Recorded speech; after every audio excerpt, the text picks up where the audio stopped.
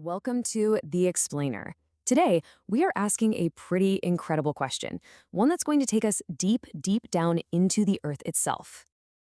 We spend so much time looking up at the stars, searching for answers and secrets.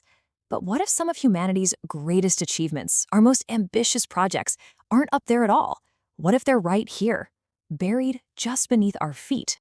So today, we're going on an investigation. We're going to look at why ancient cultures all across the globe, cultures separated by vast oceans and thousands of years, all decided to do the same monumental thing: build entire worlds underground. So yeah, let's dig in. Okay, our first stop is in Cappadocia, Turkey. And honestly, this first discovery sounds like something straight out of a fantasy novel. We're talking about an entire city, completely hidden from sight for centuries. And you won't believe how it was found. It wasn't some grand archaeological dig. Nope. It all started back in 1963 when a man was just renovating his home. He knocked down a wall in his basement and found, well, not more rock, but a dark passage leading to a completely lost subterranean world. And this wasn't just some little hideout. What he stumbled upon was the entrance to Daring Kuyu, a full-blown underground metropolis. Archaeologists figure it could have housed up to 20,000 people. I mean, think about that. That's an entire town, along with all their livestock and food, living completely hidden from the world above. The level of engineering here is it's astounding. Kuyu wasn't just a collection of caves, it was built meticulously. It goes down 18 levels, almost 300 feet deep. It had complex ventilation shafts that brought in fresh air, and they still work. It had its own wells for water. And get this, massive, half-ton stone doors they could roll into place to seal it off from any threat. So the obvious answer is, okay, it's a bunker, a safe place to hide from invaders. And sure, that makes sense. But does it really explain everything? I mean, why would you go to the trouble of building wineries and chapels and even schools if you were only planning on a short visit? All the evidence points to a community that intended to live down there, not just hide. And that big question of why is what takes us all the way across the world to our next stop, the ancient city of Teotihuacan in Mexico. Because here we find a completely different kind of underground structure, built for a much more spiritual and, frankly, much stranger purpose. So look at this contrast. In Turkey, going underground was all about physical survival, saving your own skin. But in Mexico, it was about connecting with your soul. We've shifted from practical defense to something purely symbolic and sacred. This isn't about hiding people anymore. It's about hiding secrets. So back in 2003, some heavy rains opened up a sinkhole, and archaeologists began exploring a tunnel deep beneath a Great Pyramid. What they found inside was just stunning. It wasn't a living space. It was filled with offerings and, in these sealed chambers, large quantities of liquid mercury. The leading theory is that they used this toxic, shimmering metal to create a symbolic river, literally a representation of the underworld itself. And it gets even more incredible. I mean, just picture this.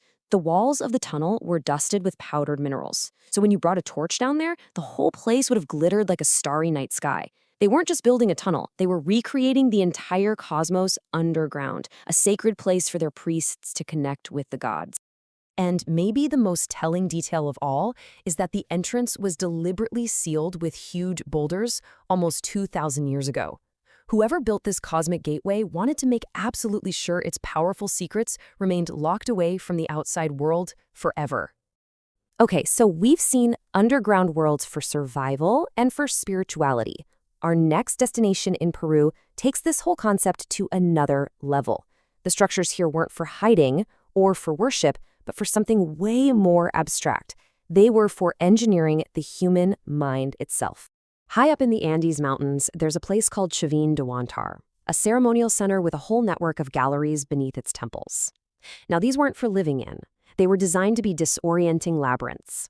Archaeologists believe they were sophisticated acoustic instruments, specifically engineered to manipulate sound and light, probably to induce altered states of consciousness during rituals. Just try to imagine the sound of a conch shell trumpet echoing through those specially designed chambers. It would have been a truly mind-altering experience.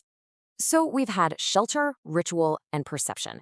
But our final destination takes us to the deepest mystery of all. A colossal underground project in China that, according to all historical records, simply does not exist. This story is wild. It starts in 1992, when a group of villagers decided to pump the water out of a few local ponds. They just assumed they were natural. But as the water level dropped, something impossible was revealed: the entrance to a gigantic, man-made cavern. And that was just the first of more than 24 of them. The scale of the Longyo Caves is almost impossible to comprehend. It's estimated that 1 million cubic meters of rock were painstakingly carved out by hand to create these massive chambers, some with ceilings over 100 feet high. This would be a mega project even with modern technology, yet it was likely done over 2,000 years ago with simple tools. And here is the absolute core of the enigma. In a culture as meticulous about record-keeping as ancient China, there is not a single text, not one piece of local folklore, that even mentions the construction of this monumental complex. It's as if it never happened. The mystery just gets deeper and deeper.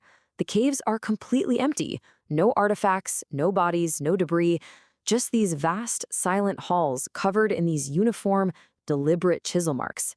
It feels like a ghost project, an immense testament to a story that has been completely, and you have to wonder, maybe deliberately erased from time.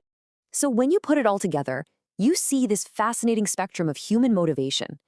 The reasons for going underground were as varied as the cultures themselves, from the very practical need for survival, to the sacred desire to meet the gods, to the manipulation of consciousness, and finally, to a purpose so completely lost, we may never know the answer. Each of these sites is just an incredible reminder that history isn't only about what's visible on the surface.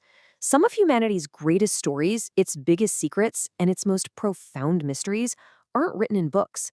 They're carved in stone, waiting for us right beneath our feet.